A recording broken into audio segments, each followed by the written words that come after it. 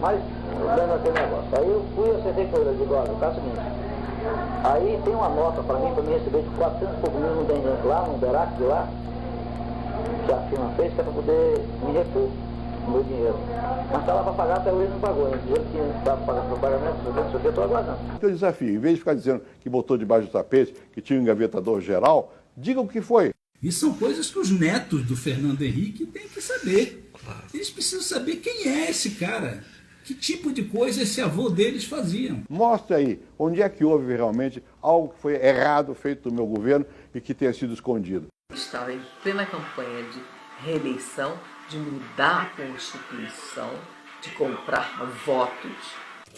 A ideia era o seguinte, eram os 200 do Sérgio Via Amazonino, que era a quadra federal aí do apoio. E falou, vai todo mundo aí, o menino naquele começo, rapaz, tem um caixa forte aí para o Eduardo. Falei, então mãe, eu falei com o Eduardo marcou a audiência com o Sérgio, então o Sérgio mandou para o Amazonino. Foi na quinta-noite e depois na segunda de manhã falar com o Amazonino. Nós temos que mostrar, na verdade, que foi um presidente que comandou um processo selvagem de privatização e que, para se manter no poder, comprou deputados. Isto tem que ser contado.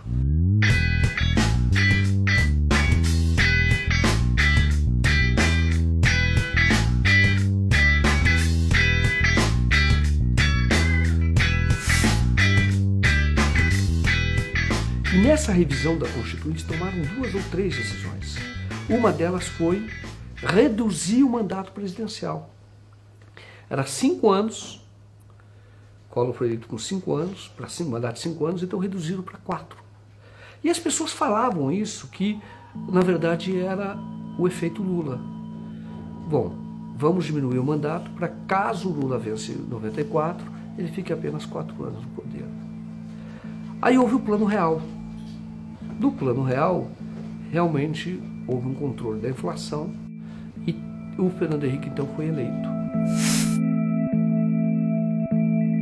E 4 anos era um tempo muito pequeno para se fazer aquilo que se pretendia. Esse processo de privatização, eu diria, bem gigantesco, que até as pessoas começaram a chamar de tanta irregularidade ou de tanta denúncia que houve de privataria. O Brasil nunca tinha tido reeleição. O Brasil discutiu isso pouco tempo antes, na revisão da Constituinte. Discutiu a reeleição na Constituinte em 88 e disse não. Discutiu em 93 e disse não. E em 93 eram praticamente os mesmos senadores. Os deputados não eram muito diferentes. E aí volta a discutir. Quando chega em 97, então aprova. É uma emenda que aprovou e quando ela aprovar, no curso do debate, surge então a denúncia, a confissão de pessoas que venderam o voto, deputados que venderam o voto, para que a reeleição fosse aprovada. O cara, o Narciso Mendes, ex-parlamentar, e que gravou os parlamentares acrianos, que abriram, aliás estavam loucos para abrir, né, como receberam dinheiro. Mas essa figura, quem entrevistou foi o Fernando Rodrigues, numa matéria histórica para a Folha de São Paulo, um mês, ou cerca de um mês depois, não me lembro assim, da CNBB denunciar o que aconteceu ali. Eu dei para ela um gravador e falei, você vai na reunião com esse gravador no seu bolso do paletó e vai ser o meu gravador, a minha fita, você não vai manipular, você vai entrar, quando você sair você dá para mim. Porque eu tenho que ter segurança absoluta que essa fita é íntegra. E assim foi durante muito tempo, 4 meses. E tudo foi registrado, tudo, absolutamente tudo. Então, no dia 13 de maio, a reportagem foi publicada, eram 2 deputados citados, né, que tinha prova absoluta, e outros tantos indícios.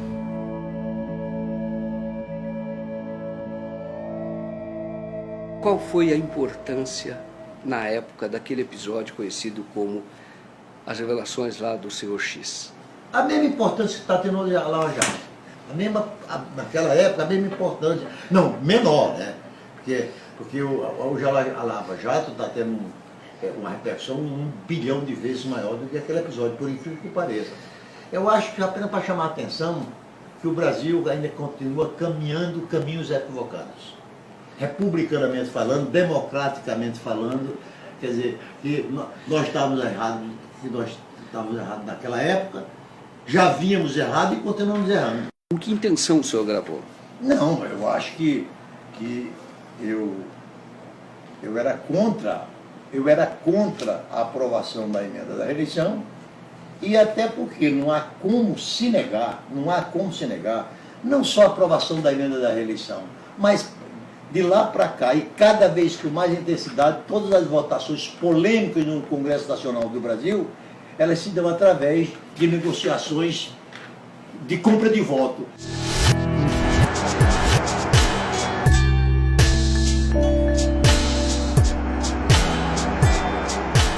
O Fernando Henrique acabou de soltar os diários, o diário dele, o segundo volume do diário, em que ele fala do episódio da compra de votos. Até ele sabia na ocasião quem era o senhor X, que era o Narciso Mendes. E o que ele próprio diz, o Narciso Mendes estava incomodado, porque ele tinha sido autuado, né, pela Receita Federal.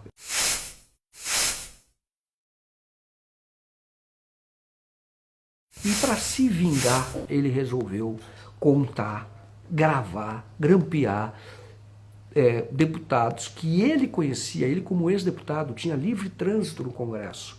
Ele então gravou esses deputados, os deputados contando exatamente como foi, exatamente como o dinheiro era repassado. Essas conversas não se davam da pessoa comigo, se dava em grupo. Eram as conversas, as pessoas eram um dizendo porque ia votar, outro dizendo porque não ia votar, e outro dizendo por quanto ia votar, quanto ia receber para votar. As conversas davam nesse tempo.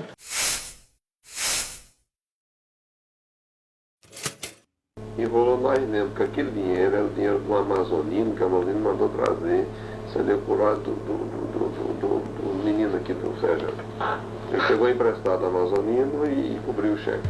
Por trás de tudo isso, quem estava decidindo sobre emenda e sobre liberação de recursos para pavimentação de estrada era o Sérgio Mota, sócio do presidente, amigo do presidente, que cuidava da pasta das comunicações. E o dinheiro era repassado por governador, por dois governadores, Amazonino Mendes, que era do Amazonas, neste caso específico, e por Orley Cameli, que era governador do Acre, e eles recebiam dinheiro de pavimentação das estradas do governo federal.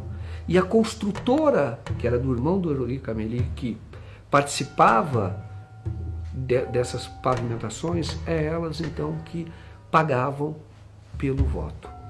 E aqui é a estrada, a BR-317, que vai até a Brasileia, passa por Chapuri, vai até Brasileia, na fronteira com a Bolívia. Tem também um desvio que vai para a fronteira com o Peru. É a chamada Estrada do Pacífico. Esta estrada, segundo a denúncia da época, denúncia nunca investigada, esta estrada teve verba desviada para a compra de votos. Foi do asfalto desta estrada, da reforma desta estrada, que saiu dinheiro para pagar votos para a aprovação da emenda da reeleição, segundo o que foi apurado à época. Não foi apurado, segundo a denúncia da época, segundo as gravações da época. E isto nunca chegou a ser apurado. Esse dinheiro que saía em sacolas, que era dado em sacolas para os parlamentares, é ínfimo, troca de cargos, ministérios, favores excepcionais ou especiais, como se diz, como no caso da Globo, né? Os tais favores especiais de que tanto fala o Paulo Nogueira no DCM. Então, esses favores especiais, essa graninha, esse trocado que deram para os parlamentares, o Serjão, o Luiz Eduardo Magalhães e o FHC, o primeirão, Então, esse conjunto, esses caras, isso aí não é nada.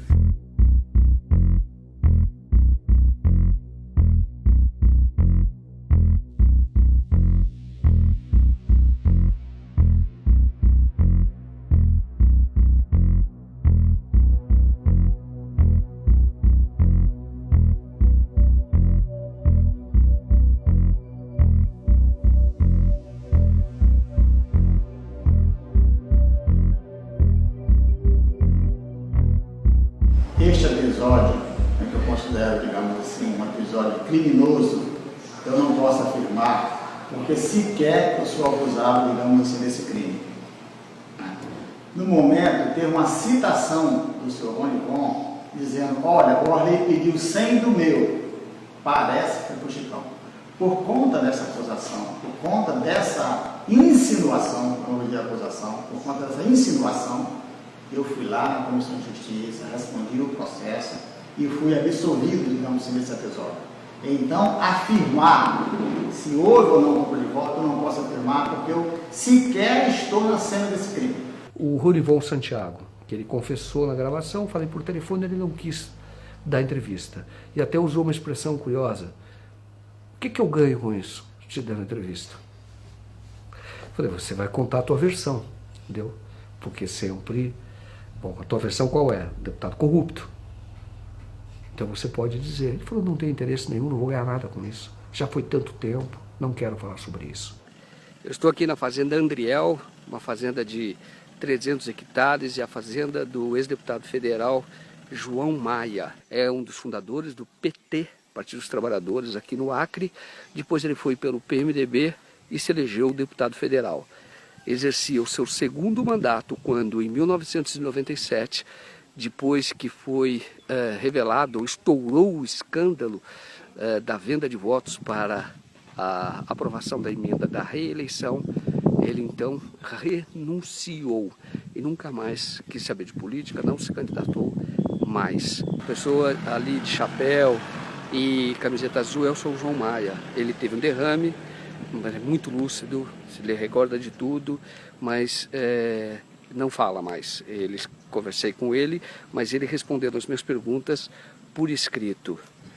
Não fala sobre o que houve em relação à venda do voto. Se ele não quer falar, diz que prefere esquecer aquele episódio, mas considera que foi traído pelo senhor Narciso, assim que ele chama, assim que ele escreve, o Narciso.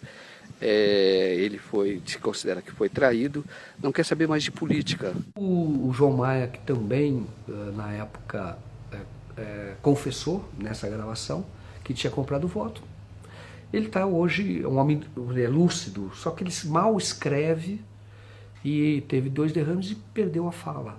Então, converso com ele, eu me lembro que ele falando por gesto, eu perguntei, olha, ele quer falar, ele não queria falar, mas eu perguntei, mas nesse episódio, você acha que você foi usado? Não fui. Você acha que você foi traído? Fui. Você vendeu o voto? Ele fica em silêncio. Ele não fala. O próprio ex-presidente Fernando Henrique diz que havia interesse na reeleição e admite que pode ter havido compra de votos. Mas ele diz que isso era um problema do Norte. Diz até que os políticos do Norte eram perigosos, etc. Ele diz isso. Isso é justo? Olha, o Fernando Henrique é um homem, eu considero de uma inteligência, digamos assim, razoável. Não é? Ele querer colocar uma coisa num contexto desse, eu penso que é querer fugir de uma responsabilidade que foi evidente no Brasil. Não é? Então, só ele não enxerga, digamos assim, que houve toda uma conversa nesse sentido. Não é? Então, ele dizer que foi só no Acre, isso aí é uma responsabilidade, digamos assim, da fala dele. Né? Eu penso que não dá para você dimensionar uma coisa dessa sendo uma coisa do Acre. Eu não posso imaginar nesse contexto. Não, na minha opinião, na minha visão, é sabido que a negociação em torno dos votos para a aprovação da emenda da eleição, ela não só se dava no Acre, não, ela se dava em todos os estados do Brasil. Agora, o senhor acha que foram alguns deputados? O senhor conhece muito bem o Congresso? Alguns, para mim, alguns centenas. Alguns centenas.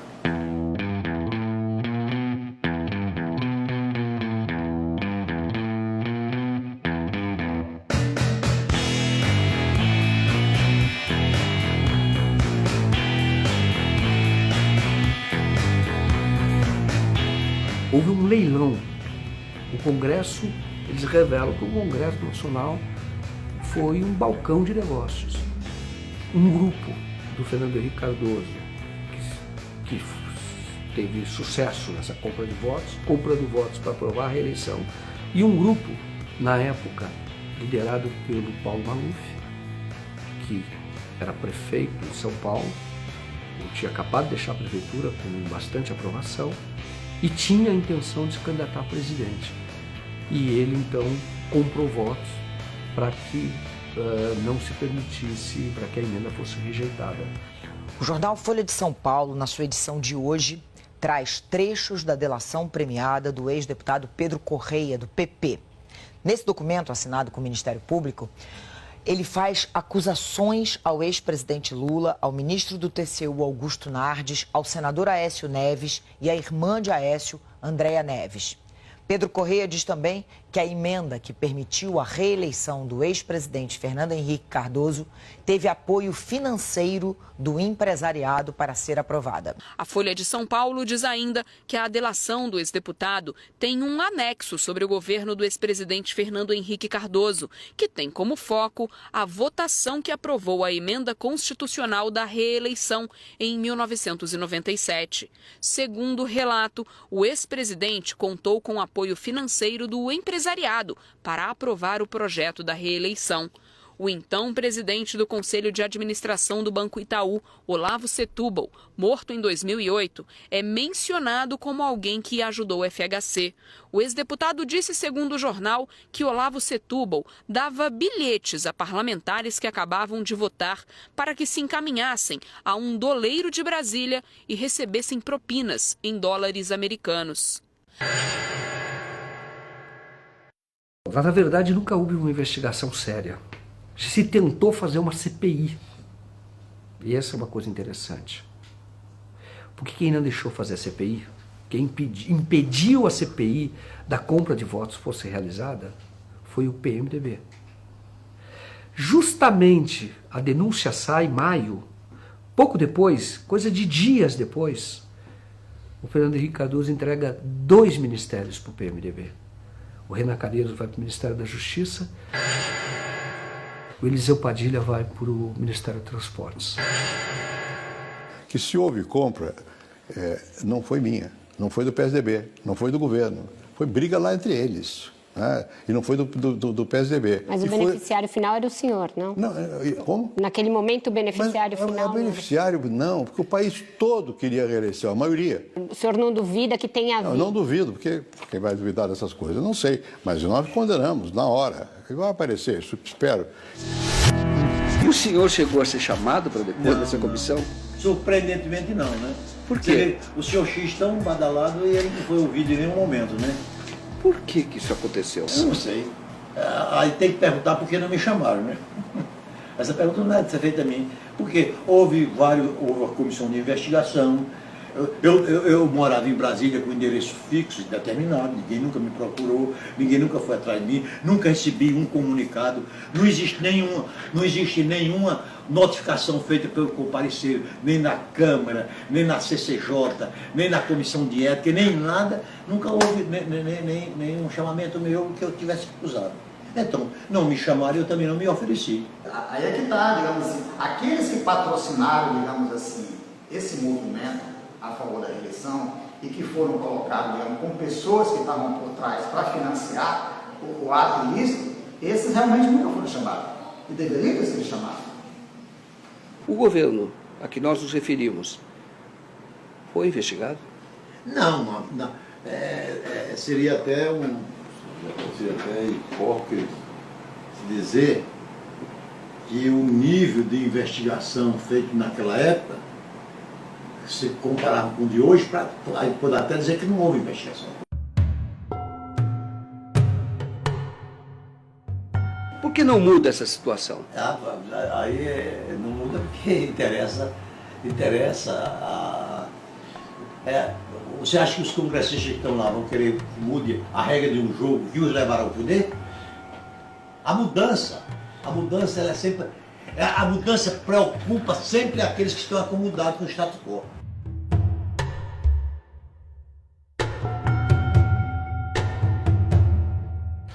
mais indigna qualquer cidadão que ama a justiça no Brasil, ou um cidadão brasileiro que ama a justiça, o que mais provoca indignação é ver claramente que existe 2 pesos e 2 medidas. Certo grupo você não mexe, um outro grupo você mexe. Certos grupos você poupa, outros grupos você esmaga. Isso está errado. Você tem que ter um equilíbrio. Ou você realmente está em busca de atender a um interesse público, ou você, na verdade, está fazendo perseguição. Na verdade, você está tentando contra a democracia e não melhorando a democracia. Pelo contrário, você está dizendo, olha, se você pertencer a esse grupo, e é o mesmo grupo da emenda da reeleição, é o mesmo grupo da lista de urnas, é o mesmo grupo dos processos de privatização, é esse mesmo grupo. Só que nada acontece com ele.